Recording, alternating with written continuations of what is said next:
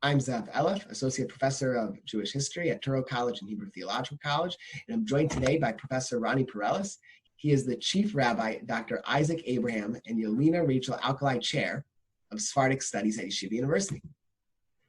And so today, for our segment on Why Is That in Colonial Judaism, I think it makes good sense for us to explore the role of Port Jews and sort of to define and to unpack that term, to explore much of what your work has done in, I think, a real emerging generation of scholars building America into the Atlantic region in terms of Jewish studies. Thank you. Yeah, it's a pleasure to be here in this virtual space. And you're touching on something that I'm very passionate about and have thought about a lot, but like as you said, I'm just one figure in a much bigger, rich, an important historical field that's evolving, that keeps on expanding, going deeper, becoming more complex, and challenging those of us who are squarely in America. Yeah, I think much more broadly and transnationally. Right. I mean, coming from a Latin American perspective or a Spanish, an Iberian studies perspective, America includes the entire, North and South continent and the Caribbean. It's the Americas, and so like that's to begin with kind of a much more expansive view. And historically speaking, by 1530 there was a large developed network of Spanish imperial cities in the Caribbean and in Mexico. That's way before anything was happening, north of Virginia, Virginia included. So like, where we start things is always interesting, and it has a lot to do with where we're situated. But the Port Jew, concept or the term is very useful because, there's value in studying discrete, say, nation states within their borders, and the people that live there and the history there and the interactions. And then, of course, those nation states have interactions with other nation states, right? But another way to look at the same time period and often the same geography is, that maybe there's more in common between a port like Amsterdam or London and Kingston and Curacao and New York. Maybe those places have a lot more in common than someone living in the interior of any of those places. And why is that? Who's living there? Who is the right? Port Jew? Well, because those places are generally porous. They're generally fluid, literally, right? They're ports. They have water. People come in and they go out. Some of those places have a developed static population that then gets recycled with newcomers coming in, people, merchants and whatnot. And some are very, especially in the early stages in the colonial sphere, are very fluid, right? You don't have multi-generational, families for a while, things like that. It's a much more fluid place. And people are moving. They move to these places on purpose for mercantile reasons. And another piece is that there develops in the early modern world certain ethnic groups that take on these international trade, jobs, basically. So Conversos and Sephardic Jews are one group like that. Armenians was a group like that. Huguenots. Often these are people who, for some reason, they don't have a homeland, or their homeland is in flux, or they're persecuted back home, and so they need to go elsewhere, and that's one of the impetus, for that move. And with the discovery and conquest and colonization of the Americas, and by the way, the circumnavigation around the Cape of Good Hope, opening up Asia in a much easier way, even before Columbus or parallel to Columbus, you really are in a situation where, after hundreds of years of Europe really being boxed into Europe and the Mediterranean, these European powers, especially those that don't have large armies, that don't have major naval forces that could actually take over a country like Spain, but places like Portugal, places like Holland eventually, and England were kind of on the scrappier side of the European political scene. They don't need to conquer India. They just need Goa. They just need relationships along the West African coast, with local merchants to start developing these markets. If you think about the Dutch territorial holdings in the Americas, Suriname, which was kind of not desired by a lot of other people, is the only one that has real weight and territorial size. Everything else are little ports, often ports that other people didn't want. And that was enough to allow them to spread. Now, so the Jewish piece here is you have a group of conversos. We'll start with the conversos because it really begins as a converso phenomenon.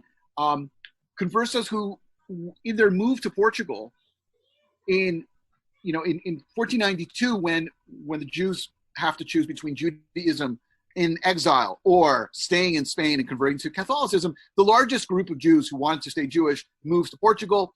5 years later, they're forcibly converted. This could be a whole other topic. But their niche socioeconomically in Portugal was as merchants. They filled in the merchant class from high-level, elite, extremely rich merchants to low-level clerks and everything else.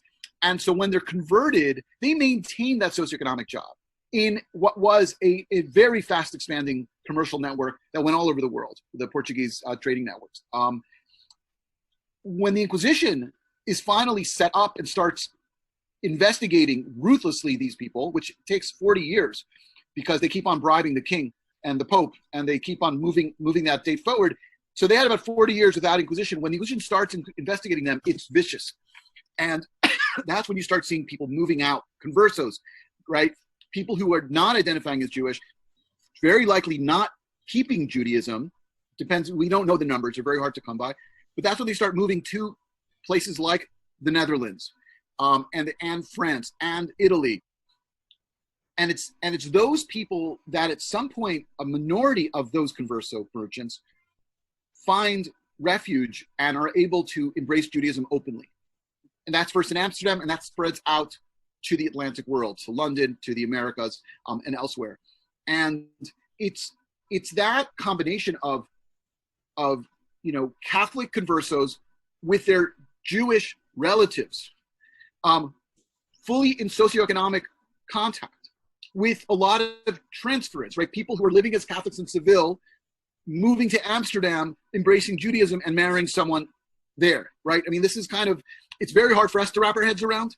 It's hard to wrap our head around families that maintain contact after generations, but there's business at stake. And this business is international, this business is widespread, and that's why that fluidity is so important there. It also means that if you're stationed out in London in the port trade, the person you want in Newport, Rhode Island is probably somebody who's related to you. Right. And there's been a lot of great work. Francesca Trivialto from Yale has done great works talking about how that is often not the case, right? That your brother-in-law, your cousin, could easily be a scoundrel. And sometimes it's better to work with the Armenian who also needs you, but for a different way. But it's not because he doesn't want to be on the bad side of the family because he ran away with the pepper. If it's mercantile and economics and persecution primarily, right, setting this in motion, what does that network of port Jews in this, whether it's an Anglophone community, if they're transmitting Spanish, whatever language they're using, what is it doing in transmitting a social or religious component throughout this web of the Yeah, that's one of the fascinating things. It's one of the things that I'm most excited about in this topic, right? Like what's going on religiously for people, often as they are shifting, and there are different spaces. There are spaces you can be fully Jewish, like a place like Amsterdam, or a place like Curacao, or Kingston, or New York.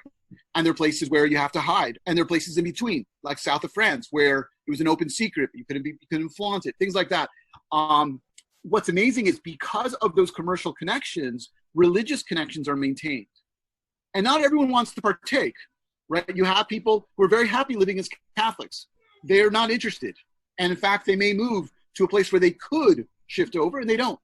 But one of the things you do see, certainly by the 17th century, by the midpoint of the 17th century, if not later, is that in the open areas, what I call open areas, right? The Dutch areas, the English areas, you'd see a very clear, almost franchise of the Western Sephardim.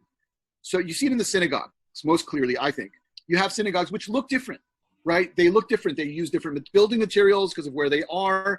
They often match the architecture of the place where they are on the outside. But if you look at the elements inside the synagogues, they are parallel, echoing the structures and the symbolism of the synagogue back in Amsterdam in every way. And so when you, as that merchant, leave Amsterdam and go to Bevis Marks, right, in London, or then go to the synagogue in Curaçao or to Newport, every place you go will be familiar. It will have the same contours. The Sidurim are printed in the same places. So you're going to have, you know, it's like this, it's really like a franchise, a very well-run franchise where everywhere you go, you know where to look, you know what aisle, you know, to find the Windex on. Like and so that comfort and that identity, right, with this place and with this nusach and with everything that goes along with it, it's very, very powerful. And, you know, to a great extent, the rabbinic leadership is coming from one or two places, you know, right. So that also influences. Yeah. And it flips, and what it does is it challenges scholars and students of American Jewish history to, number one, widen their scope, but also to understand that New York Judaism, New Amsterdam Judaism in this colonial period, you have to look seaward rather than, as you pointed out, England to understand. And because if generations of scholars didn't realize it, the historical actors themselves intuited that they were part of a much broader maritime, mercantile Jewish society. Right, and there's a relationship. You know, scholars like Jonathan Israel, you know, who wrote this mammoth work, Diasporas Within a Diaspora, and it's really it's a treasure for this material. He was very good about showing how those long distance international trade networks were participating with smaller ones, right? So those people interested in what was going on inland, you know, with, you know, a Jewish furrier living in upstate New York, catching beaver and selling. Well, where were those beaver pelts going? Right? They were going to New Amsterdam, and then, right? So their relationships, and that's true in the Mediterranean, right?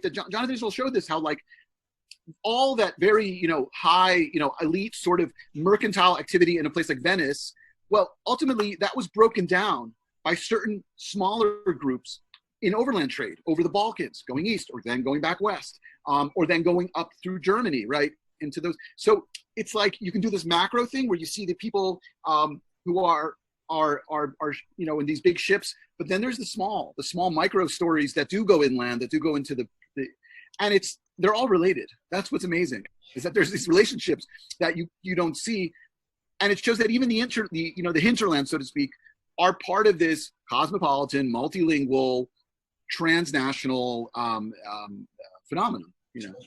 Thanks for clicking and learning. And here are some links to related videos. And subscribe. Don't miss out to making meaning of the past in the present for the future.